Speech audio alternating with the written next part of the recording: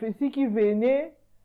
Hein? Non, on va pas l'amputer, ceci, c'est là, des prières et des prières et des prières. Vous voyez un peu, par moment. Je n'en voulais pas à Dieu, mais je ne comprenais pas ce qui arrivait. Bon, je ne pouvais pas dire que c'est à cause de lui, que donc, je ne pouvais pas, tu vois, je ne pouvais pas tout déposer sur lui au fait. Donc, s'il ne voulait pas, ça n'allait pas m'arriver. Quelque part aussi, j'étais là en train de me questionner et tout. Mais comment tu peux me laisser naître avec des bras et puis à un moment tu me prends. Ouais, un peu, ça arrive à tout le monde. Mais genre, en vouloir à Dieu, non. Où que vous soyez partout dans le monde, je vous salue et vous souhaite la bienvenue dans cette émission Mon témoignage. Cette émission a comme but de vous édifier, vous fortifier et vous faire comprendre que vous n'êtes pas le seul à vivre cette situation que vous êtes en train de traverser. Dans cette émission, bien évidemment, nous aborderons plusieurs thèmes. Et pour cette série, le thème est « Pourquoi je n'en veux pas à Dieu ?» Comme vous le constatez, je ne suis pas seule. Je suis accompagnée d'une charmante dame. Carmel, bonjour. Bonjour. Comment vous sentez-vous? Oui, ça va bien par là, si Dieu. Est-ce que vous pouvez faire une petite présentation de vous? Ok. Je m'appelle Carmel Katea. Je suis comptable de formation. Je suis maquilleuse, coiffeuse par passion. Chrétienne, enfant de Dieu. Congolaise, vivant précisément à Kinshasa. Voilà en bref ma petite présentation. Congolaise et vivant à Kinshasa. Alors parlez-nous de votre histoire. Ok, j'essaierai un peu plus bref parce que c'est tellement long. Donc voilà. Tout a commencé un samedi 7 novembre 2020. C'était autour de 16 h. Je revenais de Kassangoulou avec des amis. Arrivé entre Matadi Kibala et l'entrée de la cité Mamobotu, on s'est décidé de prendre le moto vu qu'il y avait les embouteillages. Donc, vous connaissez Kinshasa. Donc, on s'est répartis à deux.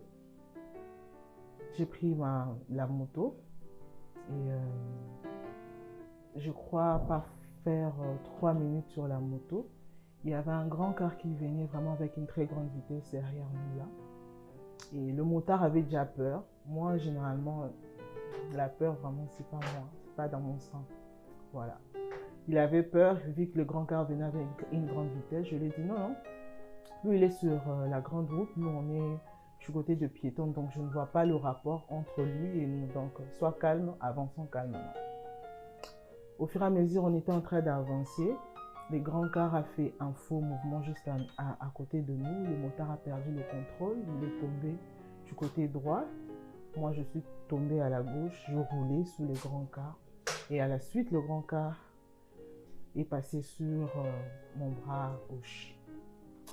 Et voilà, après, il s'est passé tout ce qui s'était passé. On s'est retrouvés à la clinique universitaire pendant autour de 7 jours. J'étais à la réanimation. Le médecin a pu faire ce qu'il pouvait, mais Dieu a décidé autrement. Après, je crois, 14 jours, les médecins ont décidé de m'amputer pour me garder en vie parce que l'état était en train de s'aggraver chaque jour. On s'est décidé de m'amputer. Le médecin est venu me parler. Non, madame, voilà, il y a eu ça, ça, ça, ça. On doit t'amputer.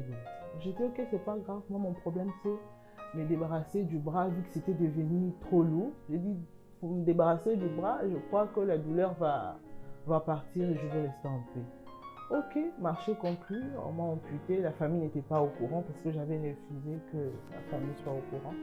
Vu que, généralement, je suis d'une famille chrétienne. La foi, les ossements desséchés, et tout, c'est des prières, des prophéties par-ci, par-là. Donc voilà un peu. On m'a amputé et puis voilà, je suis là. Voilà en bref mon histoire. Vous êtes chrétienne et un tel accident vous arrive. En avez-vous en voulu à Dieu? Je n'en voulais pas à Dieu, mais j'étais juste en colère parce que je me sentais éparpillée.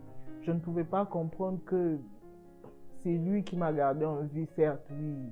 Je suis née avec des bras et puis du coup, il permet de me retirer un bras. Pourquoi? Donc, j'étais là éparpillée avec plusieurs questions. Donc, voilà un peu. Et comment avez-vous surmonté cette étape? Sincèrement, c'était très difficile pour moi en vrai. En journée, j'étais là, souriante et tout. Donc, je me devais offrir le sourire autour de moi parce que on connaît que je suis la femme forte de la famille, donc c'est moi. Donc, je ne pouvais que faire ça. Je suis la guerrière pendant la journée, mais pendant que les gens dorment, moi, je fais mon deuil. Et à un moment, je me suis décidée de ne vraiment plus prier, de ne pas aller à l'église. Donc, tout ce qui a trait avec le Seigneur, ça ne passe pas dans mes oreilles. Mais je ne sais pas comment je me retrouvais en train d'adorer le Seigneur. Je ne sais pas comment je me retrouvais en train de parler à Dieu pendant que j'avais mal. Et après, les amis, mes parents étaient là. Donc, ils m'ont vraiment aidé à surmonter cette étape très sombre de ma vie. Et c'est pour ça le surnom Miss Molongi ou il y a une autre histoire derrière ce surnom? Le surnom Miss Molongi, déjà, je ne sais pas par où ça a commencé, mais je crois que c'est depuis 2015 que j'ai ce surnom-là, Miss Molongi. Mais préciser de pourquoi, qu'est-ce qui s'est passé pour en avoir, ça, je ne sais pas. Mais aujourd'hui, je sais que ça a vraiment un sens parce que mon nom Carmel, là, ça ne s'entend plus, c'est plutôt Miss Molongi. Voilà. Vous sentez-vous entièrement femme avec cet handicap? Je dirais oui, pleinement. Je suis une femme, rien n'a changé. J'ai perdu juste un bras pour ma féminité. Donc voilà. Et comment réagissez-vous face au regard des gens qui regardent avec un peu de pitié, de dédain? Bon, déjà le regard des gens, bon, je ne peux pas les interdire de me regarder avec pitié, c'est normal. Parce que moi aussi, ça m'arrive de regarder les gens avec pitié. Ça arrive à tout le monde. Donc, je ne peux pas me sentir gênée ou bien avoir honte de moi par rapport à la pitié que les gens renvoient vers moi. Donc, ça ne me dérange pas, je m'en fous carrément. Ça ne me dérange pas. Plusieurs personnes le suivent. Avez-vous un message d'espoir pour les personnes vivant avec handicap?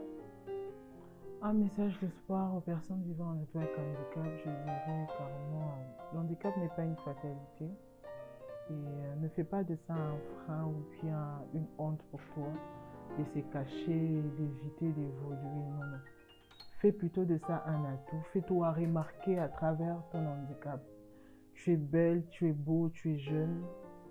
Poursuis tes rêves, tes objectifs. Donc tu en vaux la peine. Tu es belle, tu es une créature merveilleuse créée par Dieu. Voilà. Formidable. Romains 8, 38, Carmel l'a si bien dit. Toute chose concourt au bien de ceux qui aiment Dieu et de ceux qui sont appelés selon son dessein. Les situations difficiles peuvent arriver, des événements dans lesquels vous n'avez aucune explication. Mais sachez que Dieu est avec vous. Il a permis que ces situations désagréables arrivent, mais sa permission n'exclut pas son contrôle et son plan merveilleux pour votre vie. Rendez-vous au prochain numéro. Que Dieu vous bénisse.